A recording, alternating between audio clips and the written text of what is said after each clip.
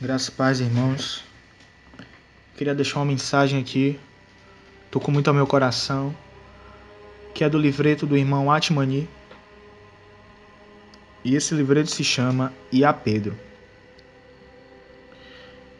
Lá em Marcos, capítulo 16, versículo 7, diz assim: Mas ide, dizei a seus discípulos e a Pedro, que ele vai adiante de vós para a Galiléia. Lá o vereis, como ele vos disse.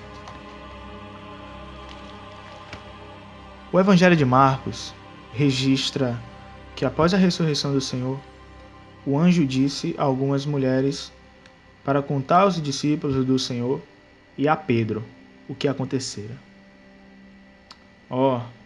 E a Pedro, isso enche os nossos olhos de lágrimas. Porque ele não disse: dizei a seus discípulos e a João. João era o amado do Senhor. Porque ele não disse: dizei a seus discípulos e a Tomé. Tomé duvidou da ressurreição do Senhor. O anjo não mencionou os melhores discípulos ou os mais necessitados, mas especificamente Pedro. Por que isso? Havia algo em Pedro que era tão diferente dos demais? Pedro cometera um grande pecado 3 dias antes desse evento. Tão grande pecado que impede o Senhor de confessá-lo diante dos anjos. Lucas 12:9. Lucas 12:9. Pedro não confessou o Senhor diante dos homens, nem mesmo diante de uma humilde criada. Mas o Senhor queria que alguns fossem dizer a seus discípulos e a Pedro sobre a sua ressurreição. Quão profundo é o significado dessa palavra, e a Pedro? Se alguns irmãos e irmãs tiverem tais experiências como as de Pedro, iriam pensar: eu sou Pedro, eu já caí. O que cometi não é um pecado comum. Receio que nunca mais poderei me aproximar do Senhor. Temo que o Senhor já me abandonou. E de agora em diante, toda vez que Ele tiver alguma tarefa importante, nunca mais encarregará a mim de fazer. Nunca mais serei capaz de ter experiências especiais como aquela que tive com o Senhor no Monte da Transfiguração. No mais poderei ser o companheiro do Senhor no jardim do Getsêmani. Quando confessei o desejo de morrer pelo Senhor, ele disse: antes que 2 vezes cante o galo, tu me negarás 3 vezes. Naquele instante, pensei que o Senhor tivesse me entendido mal. Quando ele foi preso, cortei a orelha de um homem e pensei que podia amar o Senhor corajosamente. Quem teria imaginado que até mesmo eu pudesse tropeçar? Não tropecei perante um grande sumo sacerdote, alguém com grande autoridade, nem mesmo caí perante Pilatos, que tinha muito poder, mas caí justamente diante de uma pergunta feita por uma criada. Neguei o Senhor uma vez, em seguida mais uma vez, e finalmente até comecei a praguejar e a jurar negando o Senhor. Uma vez confessei que ele era o Cristo, que ele era o Filho de Deus. Eu lhe disse: tu tens a vida eterna. A quem mais iremos nós? Entretanto, justamente quando vi o Senhor prestes a ser crucificado, caí. Cometi o maior pecado, negá-lo. Embora eu tenha chorado e me arrependido, não sei como o Senhor se sentiu a meu respeito. Naquele dia, quando eu o neguei, teria sido melhor se ele não soubesse.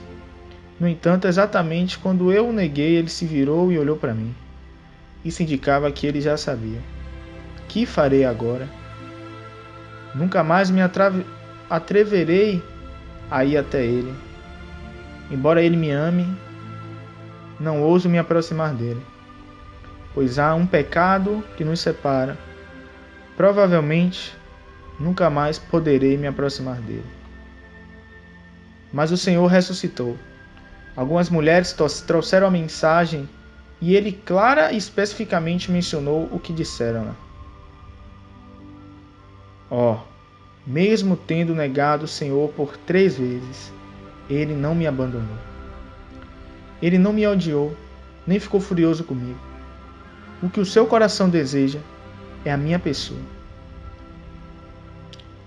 Ele não mencionou ninguém mais em particular, somente a mim em especial. Como se eu fosse o único em sua lembrança. E a Pedro. E a Pedro. Essa é, na verdade, a música mais aprazível no mundo. A mais maravilhosa e boa nova.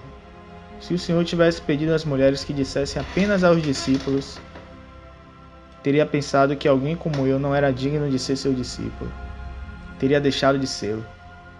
Não teria ousadia de ir vê-lo, mas o Senhor disse, e a Pedro. Isso mostrou-me que ele ainda me queria, apesar de não ter forças para ir vê-lo. E a Pedro me encorajou a ir. A mensagem trazida pelas mulheres era verdadeira. O Senhor fez o anjo mencionar especificamente o meu nome. Ele não me havia abandonado. Ainda posso achegar-me a ele. Levantar-me-ei e irei vê-lo. Este era um Pedro que caíra, um Pedro que pecara e um Pedro que negara o Senhor. No entanto, o Senhor ainda o mencionou especificamente. Este é o Evangelho, irmão. Você sabia que uma vez que o Senhor o salvou, Ele o salvará até o fim? Ainda que você esteja desencorajado, o Senhor jamais estará desencorajado. Apesar de você pecar e se sentir desconcertado de voltar a Ele, do lado dele, no entanto, não há qualquer razão para não voltar. Porque você insiste em lembrar da sua falha, sendo que o Senhor já não se importa com ela. O Senhor tirará o véu da sua face hoje. Então você não terá mais medo dele, nem hesitará em aproximar-se dele. É provável que Pedro ainda se lembrasse de que certa vez disse ao Senhor: ainda que todos venham a tropeçar por tua causa, eu jamais tropeçarei. Pode ser que também se lembrasse que junto ao lago de Genezaré, quando vira a glória do Senhor, dissera: retira-te de mim, Senhor, porque sou homem pecador. Agora, porém, conheceu a sua condição. E como ousaria ver o Senhor? Era possível que continuasse a se lembrar do pedido do Senhor. Assim não fostes capaz de vigiar comigo, nem por 1 hora? Em seus ouvidos, possivelmente, ainda permanecia o mandamento do Senhor: vigiai e orai, para que não entreis em tentação. Mateus 26, 40 a 41. De qualquer modo, a sua condição estava longe da exigência do Senhor. Como ele ousaria ver o Senhor hoje?